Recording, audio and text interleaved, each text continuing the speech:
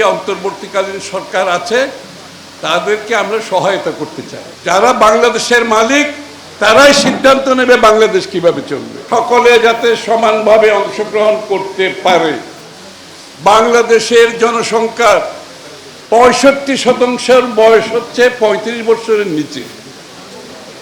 এটা হচ্ছে ডেমোগ্রাফি। 65% বয়স 35 বছরের নিচে। এই 35 বছরের নিচে যারা 65% আছে জনসংখ্যা, তারা কি ভাবছে, তাদের প্রত্যাশা কি, তাদের আকাঙ্ক্ষা কি, এটা আমরা যারা রাজনীতি করি আমাদের বুঝতে হবে। এটা যারা বুঝবে না, আমি দুঃখের সাথে বলছি, আগামী দিনের রাজনীতির প্রেক্ষাপটে তাদের জন্য খুব বেশি জায়গা থাকবে বলে আমি মনে করি না। এইসব ধারণ করে আজকে যে অন্তর্বর্তীকালীন সরকার আছে তাদেরকে আমরা সহায়তা করতে চাই। বেশি পাকা টমেটো আর সিক্রেট রেসিপির কম্বিনেশনে তৈরি প্রাণ সস, সসের বস।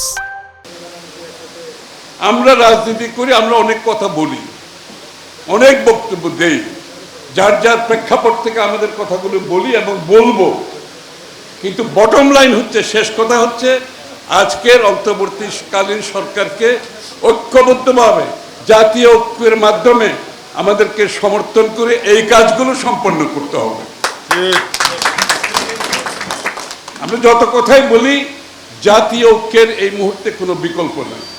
এবং জাতীয় ঐক্যের মাধ্যমে যেই শক্তি বাংলাদেশকে ধ্বংস করে দিয়েছে রাজনৈতিকভাবে, অর্থনৈতিকভাবে, সামাজিকভাবে, সেই শক্তিকে যদি পরাহত করতে হয়, জাতীয় ঐক্যের মাধ্যমে যে ঐক্যমত সৃষ্টি হয়েছে সেটাকে আমরা অক্ষুণ্ণ রাখতে হবে।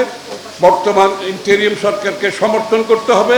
আবার আমাদের কথাগুলো আমরা বলতে থাকব এবং আমরা আশা করি সবাই মিলে আমরা এগুলোর সমাধান করি আগামী দিনের যে বাংলাদেশের মানুষকে তার মালিকানা ফিরিয়ে দেওয়ার যে ওয়াদা করেছিলাম গত 15 বছর ধরে, বক্তৃতায়, রাস্তায়, মৃত্যুর মধ্যে, গুম খুনের মধ্যে, জেলের মধ্যে, মিথ্যা মামলার মধ্যেও বলেছি, একটা কি বলেছি, বাংলাদেশের মানুষের মালিকানা ফিরিয়ে দিতে হবে। ওই শেখ হাসিনা তার পরিবারের যে মালিকানা কেড়ে নিয়েছিল, সেই মালিকানা বাংলাদেশের মানুষকে যদি ফিরিয়ে দিতে হয়, সেই দিকে আমাদের কাজ করতে হবে। ওইটা হচ্ছে বটম লাইন। যারা বাংলাদেশের মালিক তারাই সিদ্ধান্ত নেবে বাংলাদেশ কিভাবে চলবে।